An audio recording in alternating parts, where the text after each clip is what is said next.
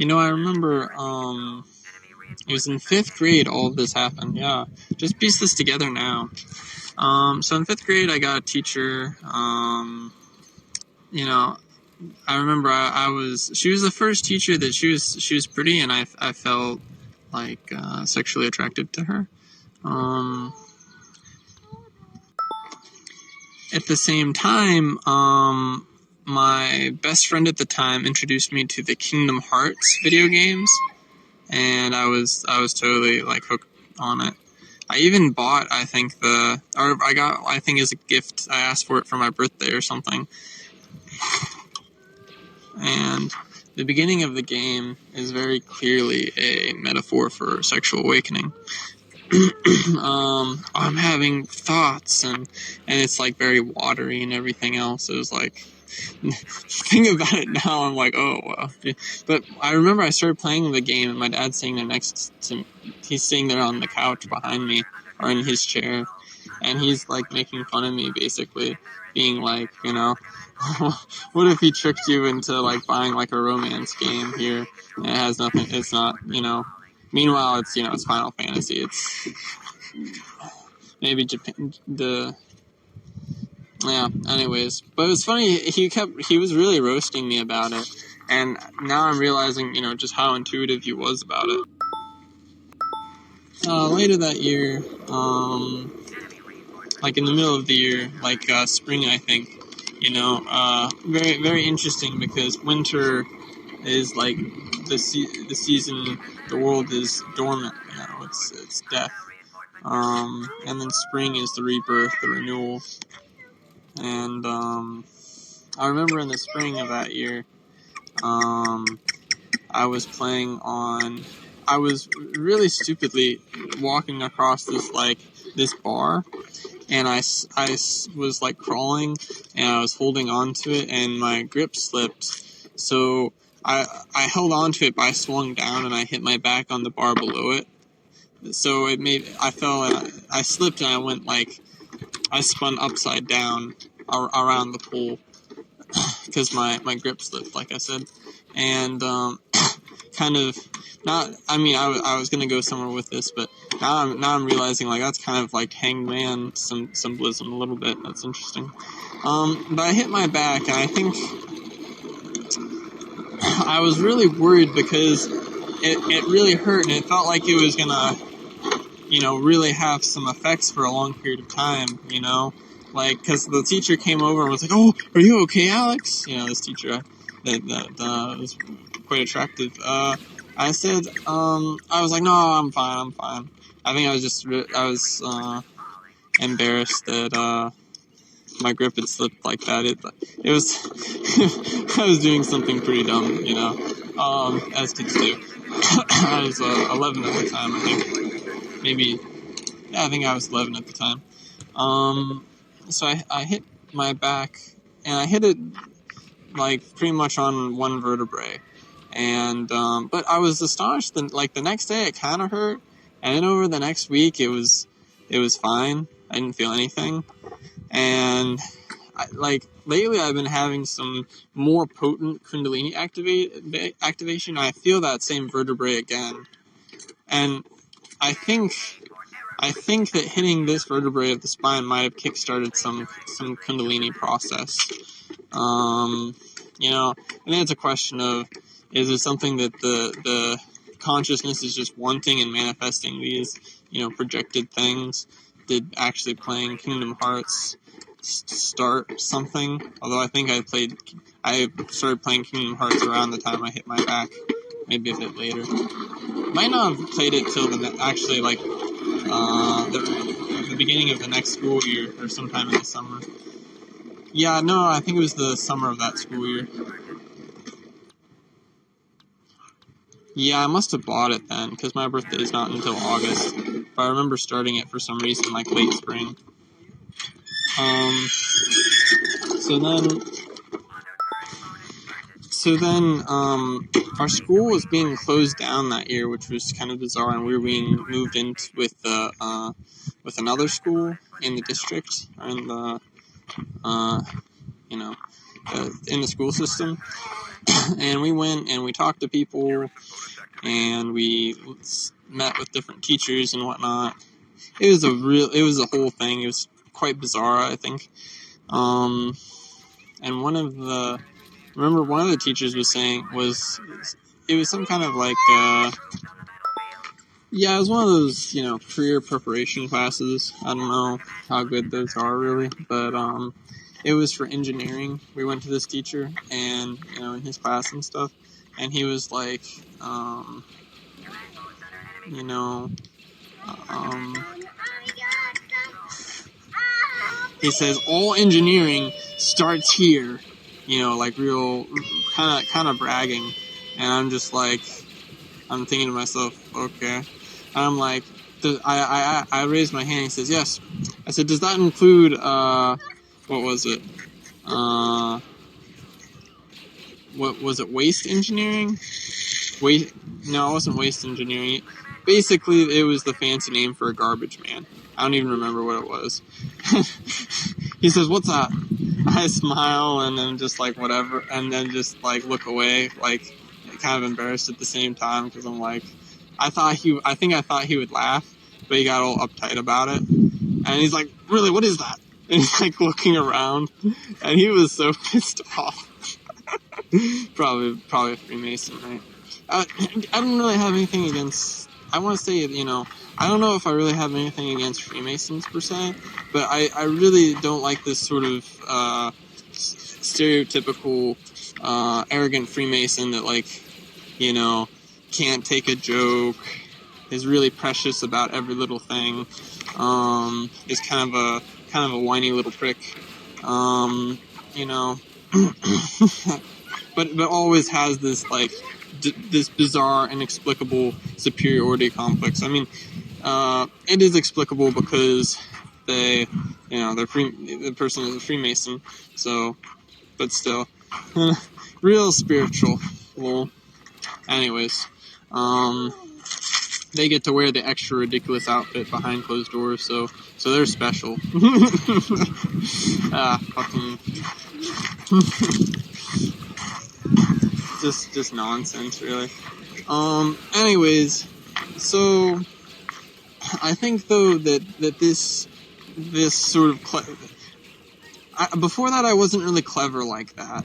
I think getting that kick of I think hitting my back sort of kickstarted that for me, because then after that I was always like, because the next year I was in a new school, and I sort of had quite a different reputation in the other school, and I was a lot more aware and doing things. I think, I kind of wonder now if actually I was a lot more aware than a lot of other people in school when I was in school.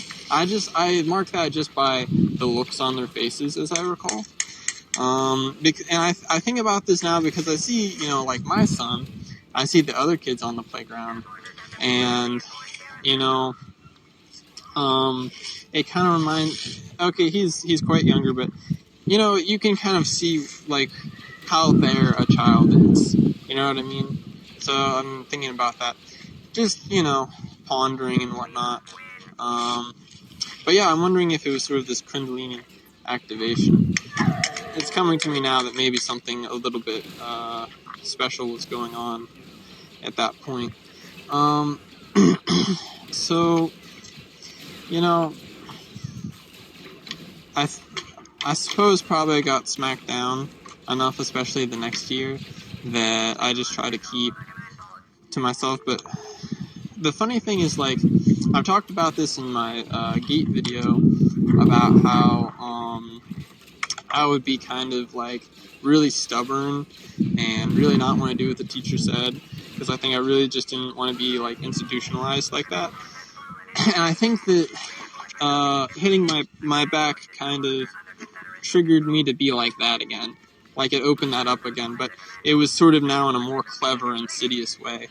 And then fast forward to high school, and everything I said was like weirdly coded, or was me actually insidiously trying to, just learn something not really insidious, but there's just everything. It has some kind of loaded agenda behind it. Everything's me asking a question I'm not actually asking. Everything's, you know what I mean? And just, I don't know. It's a weird thing because I don't really lie, but I also don't tell the truth, kind of thing. I think that was very helpful for me at one point. Now I try very hard to be more straightforward. So I think now there's sort of no institution that's really, so to speak, cramping my style. I'm just doing whatever the fuck I want for all real intents and purposes that I really care about. Yeah, those Final Fantasy games, Kingdom Hearts, I suppose, as well. Very spiritual, very spiritual games. And I don't even comprehend completely how, in a way I don't care to. I think sometimes it's nice to leave an element of mystery in these things. Like, knowing everything is kind of boring.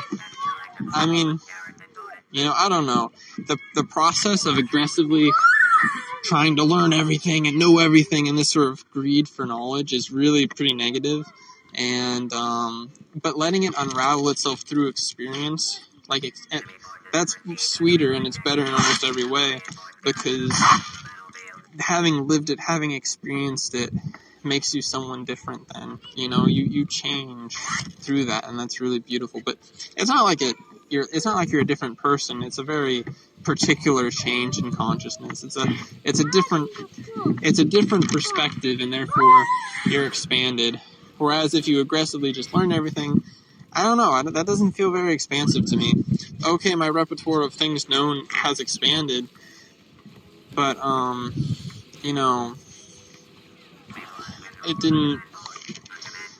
it almost becomes more like head knowledge versus lived knowledge.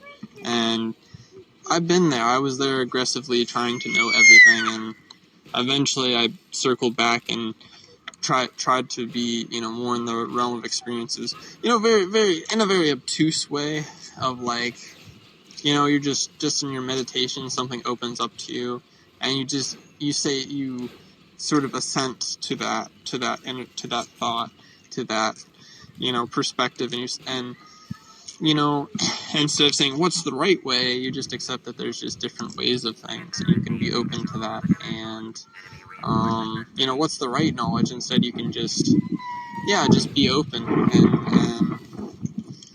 receive what's out there in the universe. Obviously, you can't receive everything, but I think there's a distinct difference between looking for the one precious thing that's gonna fill you, and letting yourself be passively filled by just the way of existence, the flow of existence as it is, anyways, right? I think that's a big difference between people who kind of can and can't when it comes to spirituality. Making a little bit of a joke there, a little bit teasing, but no, it's incredibly negative. These people that are looking for the right truth. Lying is such a particular thing. Like lies, and a lot of times you can just feel it. And I know few people who can't feel it, right? Like as far as being on groups of people in esoterics or whatever. Anyways, that was a bit of a tangent. I guess the last thing is, after all these things that happened around the time, or after I hit my back,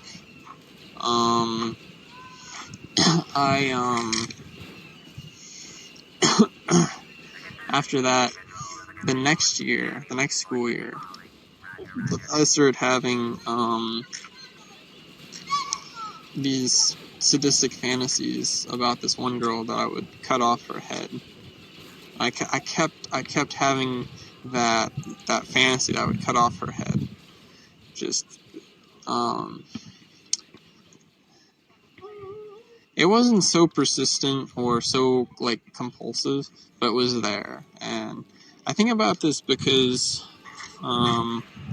this happened before I started having, I was having these sadistic fantasies before I was having any kind of sexual fantasies, or even really understanding, what that whole thing is. I mean, I was a bit late to puberty, which apparently people with ASPD typically are. I don't know if people with ADHD typically are, although something like 1 in 4 people with ADHD has ASPD. I don't know what, I'm not diagnosed with anything. I don't want to get into the fucking, psycho quackery big pharma machine to find out. Hopefully find out. um, you know, but I found that is interesting to reflect upon. I wonder what it says about me, or my damage, or maybe it's not damage. Maybe it's something to realize about myself and say, yes, that's sort of guidance in a way. Because, you don't experience your own karma until the age of 16. You can't develop, receive, or experience your karma before the age of 16. Once 16 hits, that stuff activates. But before the age of 16, practically everything, you could almost interpret everything symbolically. Before that age, like, you can get a much better read on, say, true will, dharma, things like that, because karma's not obscuring it.